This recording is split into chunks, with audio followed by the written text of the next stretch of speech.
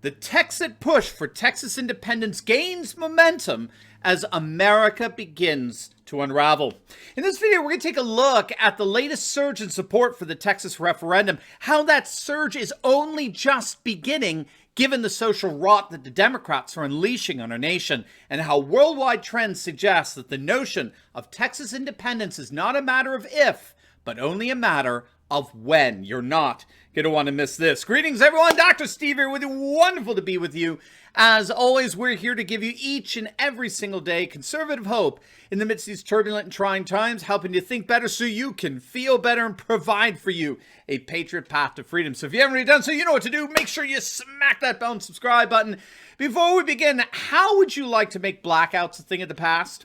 Well, now you can with what are called power light bulbs. They're really amazing. Get this. These are light bulbs that light up automatically in the event of a power outage. I'm not kidding. Power light bulbs eliminates blackouts from your life forever, and it gives you peace of mind during an emergency or natural disaster. They work like normal bulbs, but they're self-charging, and so they have a backup emergency batteries that automatically keep your house lit when a power outage is detected. It's really awesome stuff. Now, all you got to do is click on that link below and you'll get the power light bulb for up to 67% off. Or just go to the website at powerlightbulb.com. That's powerlightbulb.com, and eliminate blackouts from your life today. All right, gang, let's dive right in here with the Derek Chauvin show trial concluding, and yet another round of so-called protests erupting after a black girl with a knife was shot and killed by police. It is not surprising that we're seeing renewed calls for Texas secession and independence from what is increasingly a socially unraveling nation. The Dallas Observer published a very interesting and detailed piece just today on the growing momentum surrounding so-called Texit, which is a Brexit-inspired movement for a referendum on Texas seceding from the United States. Texas Republican Representative Kyle Biederman introduced a bill several weeks back that would allow Texans to vote on whether to secede from the United States. It's House Bill 1359, and it's called the Texas Independence Referendum Act. And the purpose of the act is simply to allow Texans to hold a vote on a referendum for Texas independence. And it really looks like it's picking up steam. Texas Republicans have endorsed this legislation that would allow a Brexit-like vote on whether to leave the union and form their own sovereign nation. Allen West, the chairman of the Texas GOP, who turned heads when he suggested a couple of months back secession after the Supreme Court dismissed the Texas lawsuit challenging the election results and procedures, he left no doubt that he does unreservedly support Texans voting on whether to stay in the union or form their own nation. We've had the president of the Texas Nationalist Movement, Daniel Miller. He's come on as a special guest here on one of our live Q&As that, by the way, you can join by clicking on the link below and becoming part of our Insiders Club. But Daniel is a very shrewd, very smart tactician in terms of gaining support and momentum for the Texit referendum. He's been touring all over Texas on what he's calling a Texit tour, and he's been scheduling regional gatherings throughout the state. They take place anywhere from 5 to 10 times per week, and the gatherings bring out dozens upon dozens of people, so very grassroots oriented. And the Texas Nationalist Movement now has a membership that's closing in on 500,000. In fact, the wind has been at the backs of the Texas Nationalist Movement for some time now. Back in 2009, when asked, do you think Texas would be better off as an independent nation or as part of the United States of America? In that poll, 48% of Republicans, 40% of independents, and even 15% of Democrats believed that Texans would benefit from independence. However, a few years later, in 2014, a Reuters Ipsos poll asked Texans if they felt Texas should leave the Union. An astonishing 54% of Republicans, 49% of independent voters, and even 35% of Democrats favored an independent Texas.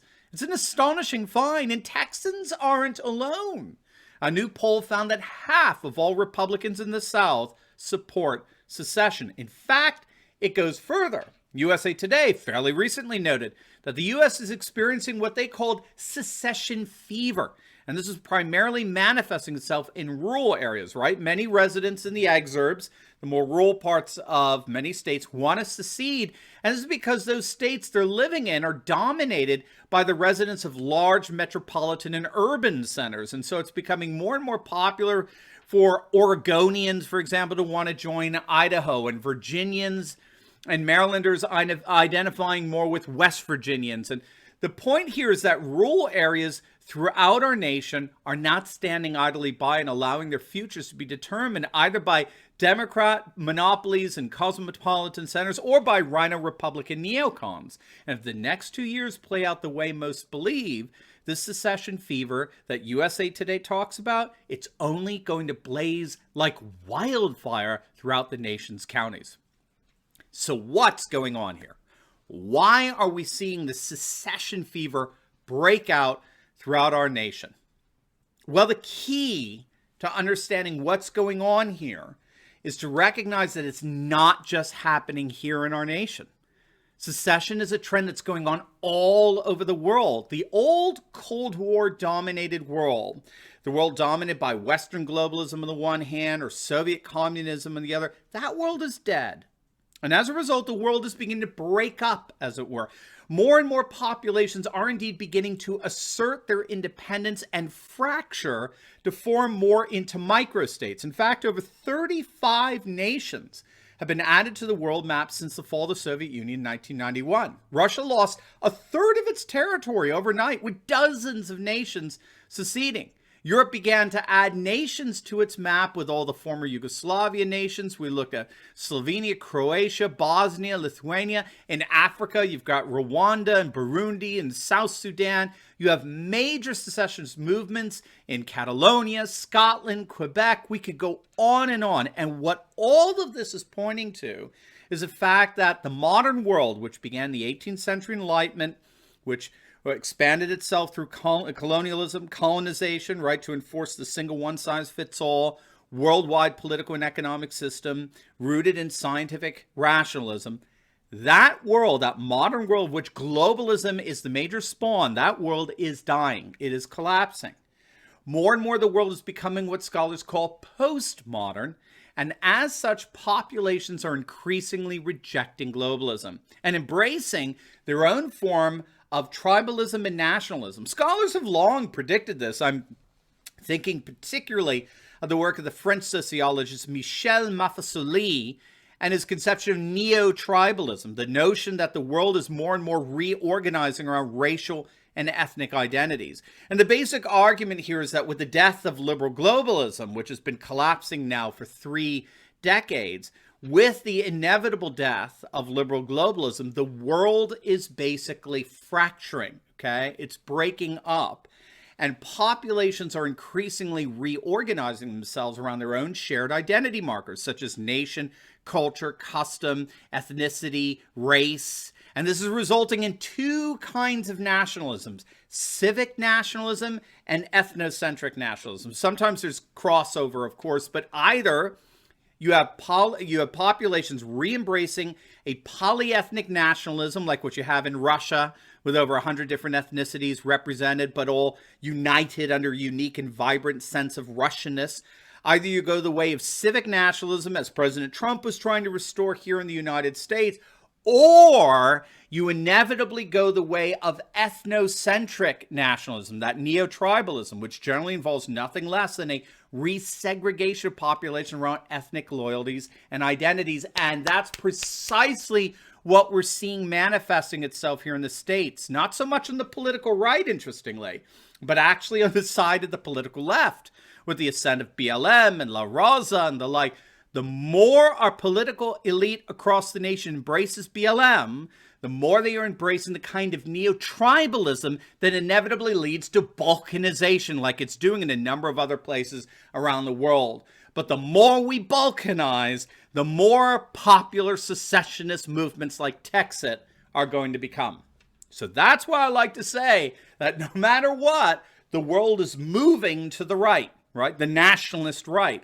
Either we're going to embrace a civic nationalism that restores the sovereignty of the nation state away from globalist structures like Trump is trying to do, or we're going to embrace ethnocentric nationalism and the inevitable microstate secessionism that comes with it. Either way, we in the world are moving inevitably to the right.